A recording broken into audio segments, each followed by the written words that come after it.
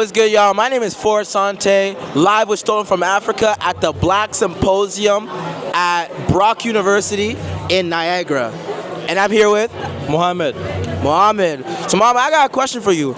Why do you think events like this, like showcasing blackness and knowing your rights, is so important for people? Because it's important, because it shows how much we care about them, and we are not just people. We are similar to family. We are like family.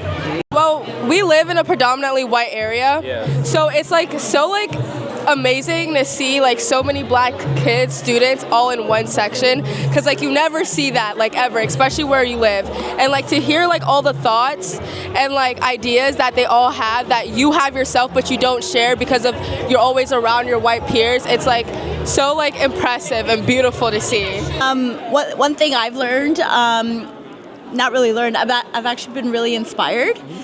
From an educator standpoint, we don't actually have a BSA at our school, but I think that moving forward, we've already kind of started talking about it, and they're inspired. And as much as our school demographic is changing quite fast, so I think it's a really important piece to our school to have that place to feel safe, to feel like you belong, and speak your truth. I had the most fun today because this morning I was really scared because I was depicting if I wanted to come today because I had an important assignment to do today, but I'm glad I came here. The people are respectful, nice, the food is great, music is wonderful, and I had a great time.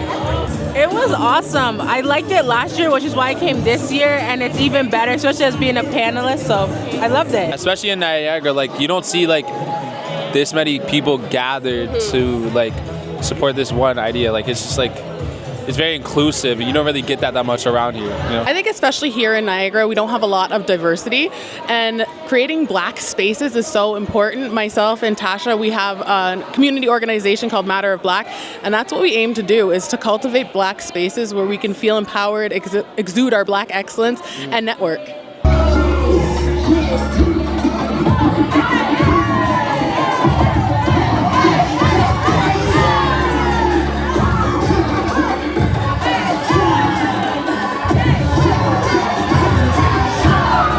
All right, so now that the Black Symposium is at an end, I'm here with some students and we're gonna ask them a couple questions. So my first question is, what was your favorite thing about today?